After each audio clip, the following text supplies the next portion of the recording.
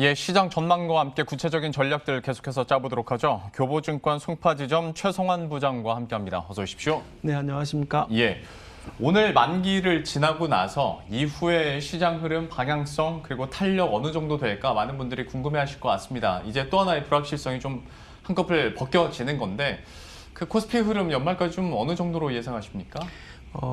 시장은 벌써 내년으로 네. 이제 시선이 옮겨지고 있습니다. JP모건은 내년 전망 3,200포인트를 제시를 했는데요. 네. 무엇보다 이유는 경제 정상화 그리고 실적 개선입니다. 기업들이 내년에 뭐 50% 이상의 영업이익이 개선될 것이다라는 전망과 함께 반도체, 전기차, 5G 관련된 업종 기업들을 추천하고 있는데요. 네. 무엇보다 백신이 이제 허가를 받고 접종이 시작되면서 경제가 정상화되고 이에 따라서 이제 기업들에 대한 그런 관심도가 높아지고 있는데요.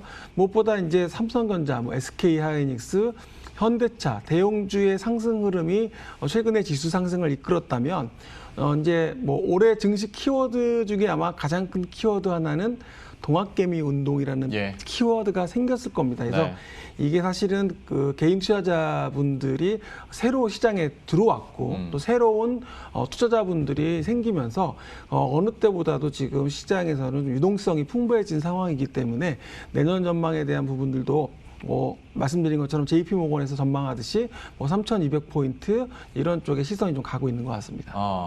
그러면 환율에 대해서도 좀 여쭤보고 싶은 게 계속 좀 떨어지고 있고 약간 뭐 속도는 지금 살짝 멈출 것 같긴 합니다만 이게 결과적으로 외국인들에게는 매수 요인이 될 수 있겠으나 우리나라 수출 기업들에게는 좀 부담이 될 수 있고 만약에 이게 환차익 매력보다 더 크게 부각이 됐을 때는 외국인들의 매수세가 뭐 계속 원달러 환율이 떨어진다고 계속 들어올 것 같지는 않거든요.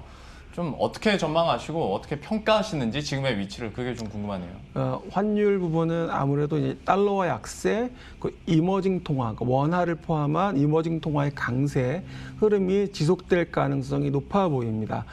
수출 기업에는 분명히 원화 강세가 부담 요인이죠. 네. 그리고 물론 가격을 올릴 수 있고 Q가 그러니까 물량이 수량이 늘어날 수 있다면 상쇄가 되겠지만 그렇지 않다면 부담이 될 수 있는 부분이 맞고요. 그리고 국제 유가 부분도 최근에 좀 올라오면서 이런 부분들 또 그동안에 이제 미국 무역 분쟁이 심했었는데 이런 부분들이 또 완화 가능성에 대한 부분들 주변에 확실히 봐야 될 부분들이 상당히 많이 있는 거죠. 그래서 원화만 놓고 본다면은 일단은 말씀하신 것처럼 내년 상반기까지는 달러 약세가 계속되고 원화 강세 속에서 외국인은 환차익 수혜로 계속적인 대형주 위주의 매수가 유입될 걸로 보여집니다. 반면에 이제 중소형주 같은 경우는 약간은 이제 올해 많이 올랐던 기업들이 분명히 있고요. 상대적으로 못 올랐던 그러니까 뭐 텍트 관련주라고 해야 될까요? 상대적으로 그런 기업들은 우리가 이제 수급이 비어 있다는 표현을 많이 하는데요.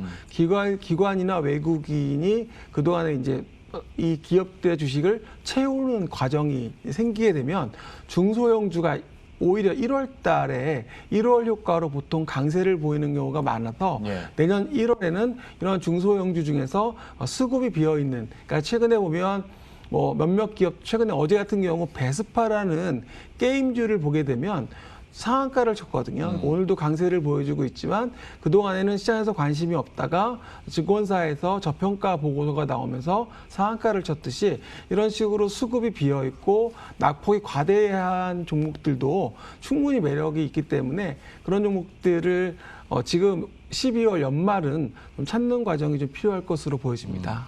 그 게임주 얘기해 주신 것처럼 그러니까 중소형 게임주, 각광을 못 받았던 게임주들이 반응을 하기도 했었고 이전부터 저희가 계속 강조를 해드렸습니다만은 반도체 IT 관련해서도 소부장 기업들의 또 상승세가 나타날 수 있고 또 이미 반응하고 있는 종목들이 있기 때문에 좀 수급이 비어 있는 종목들에 대해서도 내년 초에 좀 눈여겨봐야 된다라고 얘기를 해 주셨고요. 그리고 어떤 항공, 해운, 화물 이쪽으로 봤을 때 지금까지는 조선이나 해운주 얘기를 많이 했으니까 대한항공 얘기 오랜만에 다시 한번 해보도록 하겠습니다. 여기에는 아무래도 아시아나항공과의 통합 시너지 한창 얘기를 많이 했었기 때문에 좀 앞으로의 흐름들을 어떻게 봐야 될지 왜냐면 이게 어떤 차트나 기술 아니면 산업군의 흐름별로만 분석을 하기에는 이 통합 이슈가 워낙 컸기 때문에 좀 지금 어느 정도 진정됐다고 봤을 때 앞으로의 흐름이나 투자 의견 어떻게 갖고 계십니까? 아마도 이제 그 코로나19 피해주에서 그동안의 경제 활동이 정상화되면 가장 큰 대표 텍트 관련주가 될 수 있습니다. 그래서 최근에 이런 그 백신에 대한 기대감, 효과에 대한 뉴스들이 나오면서 강세를 보였었고요. 또 하나 이제 백신 화물 운송 이런 수송과 관련된 그러한 호재가 또 투자 아이디어로 반영되면서 역시 또 강세를 보였습니다. 또 하나가 아시아나 인수죠. 아시아나 인수하면서 합병 효과 또 프리미엄 기대인데요. 이런 또 하나는 이제 워낙 강세 또 수혜주로 분류가 됩니다. 항공주가. 그래서 이런 부분들이 있기 때문에 대한항공은 내년에도 꾸준히 봐야 될 종목으로 분명히 텍트 관련주로 보셔야 된다고 말씀을 좀 드리겠습니다. 역시 대한항공에 대해서도 관심 있게 계속 좀 봐야 된다라고 얘기를 해주셨고요. 이제 보통 추석 지나고 나서부터 찬바람 불기 시작하면 배당주에 대한 첫 번째 질문을 드리고 이쯤 되면 이제 배당주 막차에 얘기해 볼 수 있을 것 같은데 지금 구간에서 좀 매력적으로 보고 있는 고배당 관심주 혹시 있을까요? 지금 기업으로 따진다면 가장 높게 지금 보여지는 회사가 KTNG입니다. KTNG. 현재 주가 기준으로 작년 기준 4,400원을 배당을 했으니까요. 약 5.2%의 배당을 받을 수가, 현금 배당을 받을 수가 있습니다. 그러니까 지금 뭐 한 달도 채 안 남았기 때문에 그 보유 기간 동안 5.2%면 연간으로 따지면 굉장히 큰 수익이게 되겠죠. 그래서 KTNG가 되겠고요. 두 번째는 SK텔레콤입니다. SK텔레콤은 최근에 꾸준하게 10,000원씩 현금 배당을 했는데요. 현재 주가 대비한다면 4.2% 정도 됩니다. 그래서 연간으로 따진다면 역시 높은 수익률이기 때문에 단지 이제 이러한 그 배당주들은 이제 배당 이후에 배당락이 있습니다. 그렇죠. 그래서 보통 투자를 하시는 분들이 배당락 효과를 생각하고 배당 이후에 매수하시는 분들도 계시고 아니면 그런 그 대주주 요건 강화 뭐 그런 부분들 때문에 대주주에서 안 파는 사람들, 그러니까 그 권리락 전에 그런 게 약간 혼조가 됩니다. 그래서 가능하면은 보통 3주차, 그러니까 다음 주나 뭐 다다음 주 정도에 이제 매수를 저울질하는 그런 시기가 될 것으로 보여지고요. 또 하나는 금융주입니다. 금융주에서는 하나금융지주, 우리금융지주 이런 그 4대 금융지주사들이 있는데요. 평균 배당 수익률이 약 5.4% 정도 전망이 되고 있습니다. 그중에 하나금융지주가 가장 높게 나오고 있고요. 그렇기 때문에 금융주에서 투자를 하신다면 하나금융지주가 조금 더 좋을 것 같고요. 최근에 뭐 거래량도 많이 시장에서 주식시장도 화랑장세고 하기 때문에 실적도 좋고요. 또 하나는 이제 저금리다 보니까 계속적으로 이런 고배당에 대한 관심은 필요하겠고 기간이 얼마 안 남았기 때문에 그런 관점에서 3주차, 4주차의 좀 흐름을 보시면서 접근하는 게 좋을 것 같습니다. 최근에 주가는 많이 올라온 것으로 보여집니다. 고배당주 중에서 매력적인 종목 하나금융지주 그리고 KTNG, SK텔레콤 얘기를 해주셨는데요. 같이 투자하시는 분들에게는 좀 걸릴 만한 질문이긴 합니다만 배당으로 이렇게 만약에 접근을 한다면 배당 받고 짧게 이렇게 치고 빠지는 게 낫습니까? 아니면 이건 장기적으로 봤을 때도 좀 매력적으로 보십니까? KTNG 같은 경우에는 사실 그렇게 매력이 있어서 자주 언급되는 뭐 관심주로 언급되는 종목들은 아니어서요. 좀 어떻게 보십니까?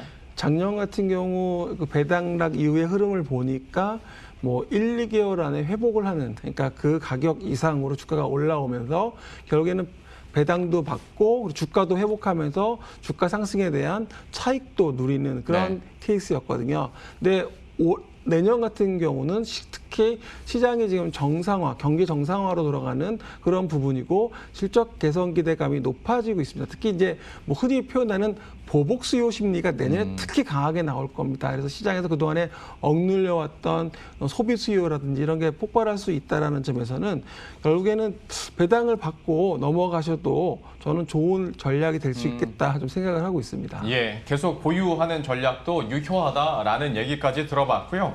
그러면 앞에서 이제 했던 얘기들을 다 종합을 해봤을 때 지금 현 구간에서 그러면 포트 전략 어떻게 세워야 될까? 어떤 아이디어 가지고 계십니까? 항상 고민을 하죠. 시장에서는 성장주냐, 가치주냐, 아니면 언택트냐, 최근에 텍트냐 이런 고민입니다. 근데 전반적으로 시장의 공통분모로 모아지는 건 내년에 반도체, 소비재, 그리고 항상 빠지지 않는 게 헬스케어, 건강관리 쪽이죠. 그래서 이쪽에 대한 포트폴리오를 가져가시는 게 좋겠고요. 특히 이제 내년에는 미국의 그 조 바이든 대통령의 시대가 열립니다. 그래서 미국에서 그런 그 바이든 정부의 정책과 관련된 뭐 최근에 보면은 그런 관련된 기업들이나 업종을 많이 분석을 하잖아요. 친환경도 네. 얘기 나오고요. 그리고 또 하나는 그 저PBR주, 특히 이제 그동안 소외되었던 에너지, 운송, 조선 등 저가 매력이 좀 부각될 수 있기 때문에 이런 저PBR주에 대한 부분들, 그리고 결국에 이런 부분들이 매출 성장이라든지 이익, 수익성 개선이 동반된다면 상당히 큰 폭의 주가 상승도 좀 기대가 됩니다. 또 그리고 반도체 계속 말씀을 드렸는데요. 뭐 삼성전자, SK하이닉스, 삼성전자는 최근에 9만 5천 원까지 목표 주가가 나왔습니다. 얼마 전까지 뭐 6만 전자 얘기 나오다가 지금 7만 원대 거의 네. 육박하고 있고, 지금 뭐 시장에서는 7만 원 넘었죠. 이 주가가. 그래서 9만 5천 원까지 목표 주가가 나오고 있고요. 뭐 SK 하이닉스, 그리고 소부장 관련돼서는 역시 동진세미캠과 ENF 테크놀로지에 대한 이야기가 많이 있는데요. 이 소부장은 결국엔 정부에서 국산화 이슈와 함께 정부 정책 수혜주로 계속 보고 있습니다. 결국에 시장은 지금 앞서 잠깐 말씀드렸지만 백신이 허가나고 접종이 시작되면서 약간은 이쪽 그런 바이오 쪽에서 특히 백신이나 이쪽 관련된 아니면 뭐 그 우리가 진단 키트 쪽에 대한 투자 심리가 약간 센티라고 하는데 약간 좀 부담스럽게 작용을 하고 있지만, 또 경기 회복 정상화 쪽에 대한 관련주로 좀 매수가 있고, 엔터주나 게임주, 특히 중국 쪽의 진출 허가에 대한 기대감이 높은 그런 엔터주, 게임주도 분명히 한알령 해제와 함께 내년에 주목을 받을 것으로 보여집니다. 그래서 이런 기업들도 보셔야 될 것으로 말씀드리겠습니다. 반도체와 소비재, 그리고 헬스케어 부분, 그리고 마지막에 엔터 쪽 얘기를 해주셨고요. 다만 관심주로 이렇게 쫙 뽑아주신 종목은 다 반도체입니다. 삼성전자, SK하이닉스, 동진세미캠과 ENF 테크놀로지까지 앞으로의 흐름들 저희들도 관심 있게 계속 지켜보도록 하죠. 교보증권 송파지점의 최성환 부장과 함께했습니다. 오늘 말씀 고맙습니다. 네, 감사합니다. 네, 그럼 저희도 여기서 인사드리도록 하겠습니다. 지수가 아무래도 옵션 만기일 1시간 전에 약간 좀 변화는 있을 수 있겠다 생각은 했는데 코스피가 하락 전환하긴 했습니다. 선방은 해주고 있고요. 그래도 0.1% 약보합권 지켜주고 있습니다. 그리고 코스닥은 0.6% 상승폭 조금 반납하면서 919선인데요. 약간 흔들리긴 합니다만은 이전에 비해서는 그렇게 영향이 크진 않다고 볼 수가 있겠고, 무엇보다 우리 시청자 여러분들 개미들이 워낙 스마트해져서 지금 이 구간 너무나도 현명하게 잘 지내고 계시리라 생각을 합니다. 좀 오늘 장도 끝까지 타격 없이 마무리 잘 하셨으면 좋겠고요. 저희들은 내일 이 시간에 또 새로운 전략과 종목들 들고 다시 찾아뵙도록 하겠습니다. 시청해주신 여러분 고맙습니다.